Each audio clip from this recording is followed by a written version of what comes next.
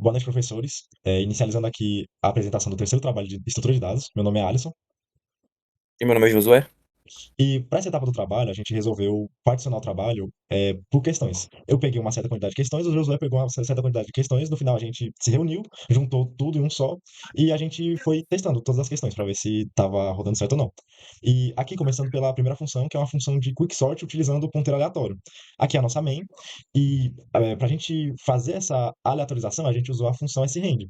E sobe lá no códigozinho. E aqui a gente fez a conta para o índice aleatório, né? Que a gente pegou o início, mais a range, vai ser o resto dessa subtração entre o fim e início, que vai dar um intervalo, né? Que vai ser de 0 a 5. E com isso a gente consegue gerar um número aleatório. Voltando agora para nossa main, a gente declara um array, ele não tem um tamanho, a gente não sabe o tamanho porque não está declarado. E para isso a gente vai fazer essa conta. A gente pega o tamanho do array, que são esses 6 elementos, como é int, cada inteiro tem 4 bytes. Ou seja, são 24 bytes ao total, dividido pelo tamanho de um inteiro, né? Que são 4 bytes, que vai retornar o valor de 6, que é o tamanho do nosso array.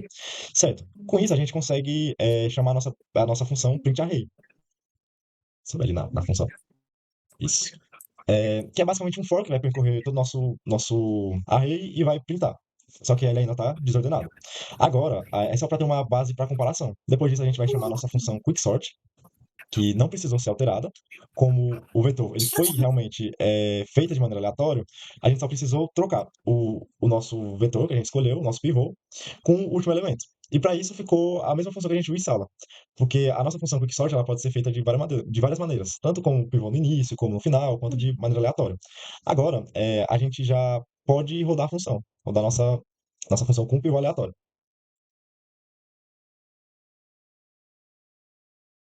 Bom, aqui a gente vê que realmente deu certo. E pesquisando, né, quais são os benefícios de usar um pivô aleatório? E o benefício é porque a gente tem várias maneiras de fazer um quicksort. O pivô aleatório, ele melhora o tempo médio da performance, né? Porque, por exemplo, se a gente usar um quicksort cujo pivô ele é o último elemento e a gente pegar um vetor, um array praticamente ordenado, ele vai fazer muitos passos assim, entre aspas.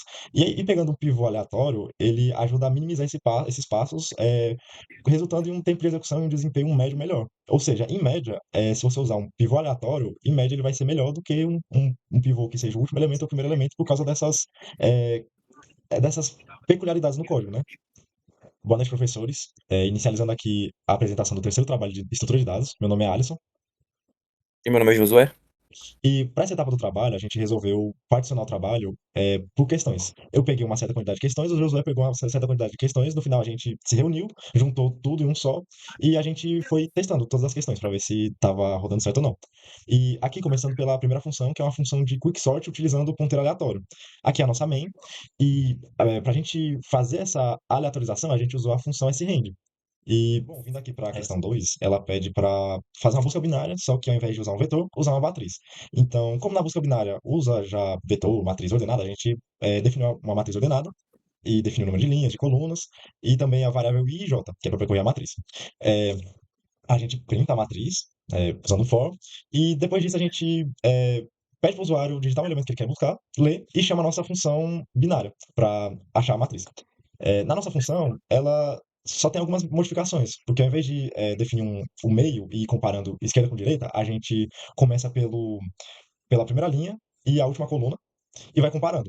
Se o elemento que a gente está buscando for menor do que o elemento que está na primeira linha e na última coluna, a gente vai andando para a esquerda da nossa coluna.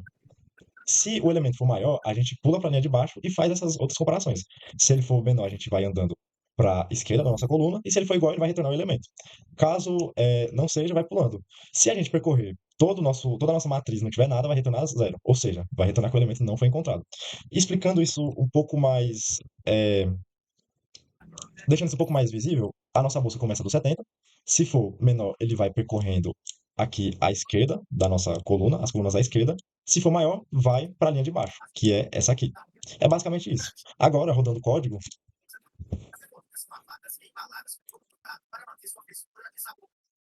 vamos supor que a gente vai buscar o elemento 111. Bom, aqui diz que ele foi encontrado e retorna a posição da matriz. Agora vamos dizer que a gente está procurando o elemento 300. Não foi encontrado na matriz. E, bom, é basicamente isso. Essa. Acabou. Para. Falando agora sobre a terceira questão, a nossa terceira questão é: modifique a função bubble sort para que, em vez de realizar trocas a cada comparação, ela armazene temporariamente o menor elemento e encontrado durante cada interação. E ao fim dessa interação, coloque na posição correta. E aí tem essa pergunta que a gente vai responder já já. Mas basicamente, o que ele vai fazer? Qual vai ser essa diferença? Vai ser um bubble sort, normal. Só que em vez de cada vez que ele interar, ele vai fazer uma troca, ele vai comparar e já trocar. A gente não vai fazer isso, a gente vai simplesmente armazenar o menor elemento. Como a gente vai fazer isso? A gente vai criar um menor índice menor, que vai ser o nosso primeiro elemento do array. Depois disso, a gente vai verificar, fazer a nossa famosa do bubble sort, interação de comparação. Nessa comparação, a gente vai verificar o quê? Quem é o menor elemento. Quando a gente arrumar esse menor elemento, a gente vai dar ele para o menor índice, que é essa variável aqui. E a partir daqui a gente já tem a posição do nosso menor elemento. A gente vai fazer o quê? A gente vai verificar agora se ele é diferente do primeiro do array, primeira posição do array. Se for, a gente vai simplesmente trocar, que é essa função aqui de trocar é padrão. E aí, a gente vai garantir que o nosso menor elemento vai estar no início e todo mundo que for maior vai estar na nossa direita. Essa é a modificação principal aqui. Agora, o resto da questão aqui diz, a pergunta que fica: com essa mudança, essa modificação na questão, a gente vai ter uma trocas menores, a gente vai trocar menos, a gente vai ter um algoritmo mais com performance melhor? A gente pode verificar isso agora. Vamos rodar o bubble sort modificado, que a gente pode modificar aqui. A gente tem que o número de trocas nele foi de 3. Se a gente for lá e pegar o nosso bubble sort original, que está aqui também, e verificar quantas trocas ele tem,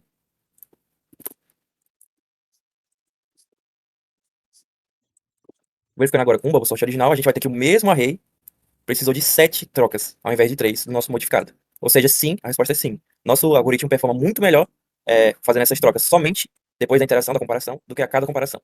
Basicamente a questão é isso. Selection sort.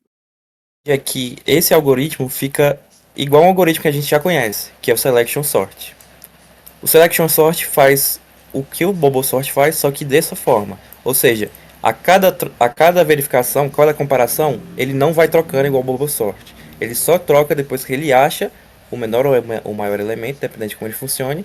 E só depois dessa interação que ele vai lá e coloca na posição correta. Ou seja, o nosso bubble sort modificado funciona como um selection sort. Falando agora da quarta questão, cria uma modificação do binary search, que caso o elemento que ele está buscando não seja encontrado, ele vai inserir na posição correta. Ou seja, a gente vai ter nosso binary search normal, até aqui a binary search é normal. A única diferença é que a gente vai passar quantidade, e aqui na frente vai ajudar. Ao invés de passar início e final como a gente faz na padrão binary search.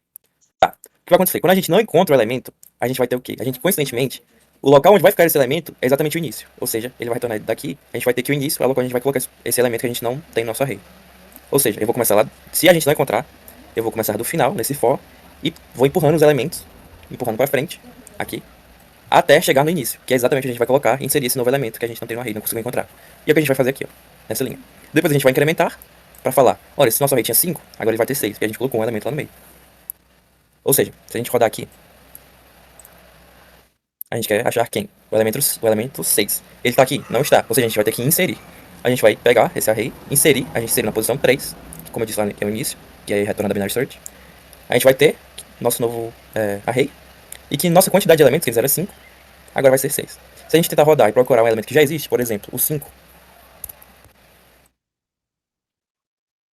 ele vai funcionar como uma binary search normal e vai dizer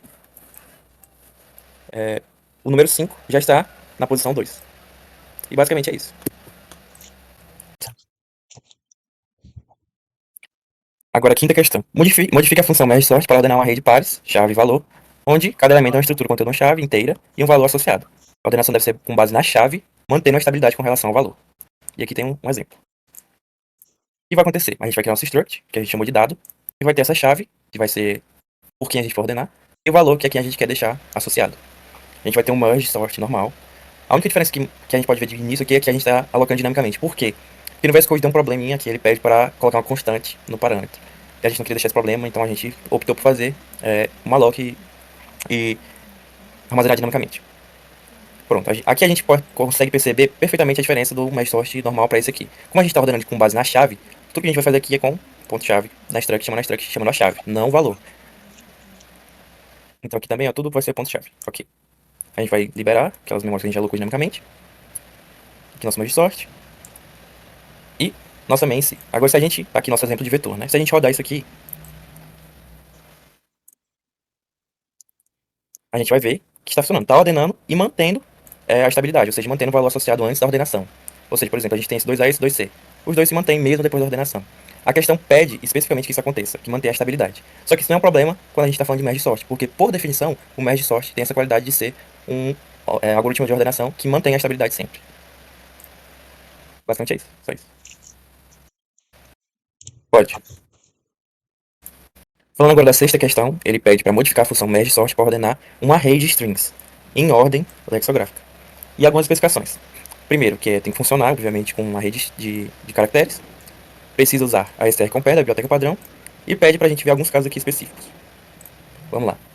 Como na questão anterior, é o merge sort, só que a diferença maior que a gente vai ver que é uma array de caracteres. A gente vai fazer o quê? Alocar, como na questão anterior a gente viu. E na comparação a gente vai usar que é o que a questão pediu, o strcompare. Que ele faz basicamente o quê? Ele faz o que a questão pede também, que é lexicográfico, né? Compara lexicograficamente. A gente vai colocar duas strings e ele vai ver o seguinte: de acordo com a tabela ASCII, ele vai verificar qual das strings é menor ou maior. Se a string que a gente colocar for menor, se a da esquerda for menor que a de direita, ele vai dar um valor negativo, ele retorna inteiro, ele vai dar um valor negativo. Se forem iguais, valor 0, e se for maior, o valor é positivo 1. Basicamente é assim que funciona o strcompare. E a gente vai fazer essa comparação como a gente faz no merge sort normal. A gente vai liberar elas. E aqui tem alguns adendos que a gente precisa fazer, que é justamente o que a questão pede para a gente ver, os casos específicos. Na tabela ASCII, a gente vê que letras maiúsculas são consideradas menores do que letras maiúsculas. Então, se a gente tiver um Z maiúsculo, vai ser considerado menor que, por exemplo, um A normal, minúsculo. Isso é um casos que ele pediu para a gente ver. Então, se a gente testar esse array específico aqui, o nosso árabe aqui não vai ficar em primeiro, quem vai ficar é o Z. Aqui, ó, o array ordenado, a gente vai ter, começa com um Z primeiro do que começa com A. Isso acontece especificamente por ser esse compare verificar lexicograficamente de acordo com a tabela ASCII. Não é que esteja errado, assim, necessariamente. É porque o jeito que o str compare funciona é assim, através da tabela ASCII. E a tabela ASCII considera letras maiúsculas menores, independente qual seja, do que letras minúsculas. Bom, vindo aqui para nossa questão 7, ela pede para criar uma função que recebe uma árvore e um número inteiro representando o nível da árvore e retornar a soma de todos os nós presentes nesse nível. Se o nível não existir, a função vai retornar zero. Beleza.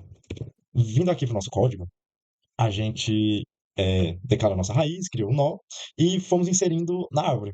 Não vou explicar essa função porque já foi vista em sala, a função de inserir. E a gente inseriu as nossas raízes e declaramos também a variável nível.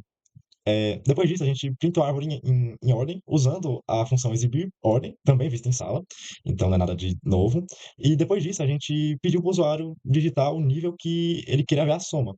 E para isso, a gente criou uma nova função chamada função soma nível. Essa função, ela é uma função recursiva, onde a gente passa como parâmetro o nosso nó, a nossa raiz, e o nível que o usuário deseja buscar. E para isso, a gente faz uma série de verificações. Se a raiz ela for nula, ou seja, se não existir nada, nenhuma raiz, vai retornar zero. Se o nível for maior que a altura da raiz, ou o nível for menor do que zero, é um nível que não existe. Então, vai retornar zero. Caso o nível seja igual a zero, que é o nosso primeiro elemento da raiz, vai retornar a raiz, o valor que está atrelado à raiz. Caso contrário, caso esteja no intervalo dos níveis da raiz, vai fazer uma busca recursiva. Ou seja, vai percorrer todos os elementos até chegar no nível desejado, da esquerda tanto para a direita. E é basicamente isso. Essa vai ser a nossa soma nível. Vai percorrer os elementos da direita e vai percorrer os da esquerda e vai somar. Agora a gente vai testar. Vamos testar para, no caso de, por exemplo, o usuário bota um -1. -1 não existe na nossa raiz, então vai retornar zero. Se o usuário botar, por exemplo, 10, o nível 10 na nossa raiz, também do mesmo jeito. Não existe o elemento, o nível 10, então não tem a soma desses elementos. Mas se, por exemplo, ele botar o nível 1, a soma do nível 1 é 100. Botando agora uma foto para ilustrar como que vai ficar essa árvore, a gente consegue ver claramente que sim, realmente é 100. E se, por exemplo, ele botar nível 0, vai retornar o primeiro valor, que é o 50? Testando aqui, Tá sim, ele confirmando, vai tá retornar o primeiro valor, que é 50. Então, é basicamente isso. Essa é a nossa soma de nível. Bom, vindo aqui para a nossa questão 7, ela pede para criar uma função que recebe uma árvore e um número inteiro representando o nível da árvore e retornar a soma de todos os nós presentes nesse nível. Se o nível não existir, a função vai retornar zero. Beleza. Vindo aqui para o nosso código, a gente declara a nossa raiz, criou um nó e fomos inserindo na árvore. Não vou explicar essa função porque já foi vista em sala, a função de inserir. E a gente inseriu as nossas raízes e declaramos também a variável nível. Depois disso, a gente printou a árvore em ordem, usando a função exibir ordem, também vista em sala, então não é nada de novo. E depois disso, a gente pediu para o usuário digitar o nível que ele queria ver a soma. E para isso, a gente criou uma nova função chamada função soma-nível. Essa função, ela é uma função recursiva, onde a gente passa como parâmetro o nosso nó, a nossa raiz, e o nível que o usuário deseja buscar. E para isso a gente faz uma série de verificações. Se a raiz ela for nula, ou seja, se não existir nada, nenhuma raiz, vai retornar zero. Se o nível for maior que a altura da raiz, ou o nível for menor do que zero, é um nível que não existe. Então, vai retornar zero. Caso o nível seja igual a zero,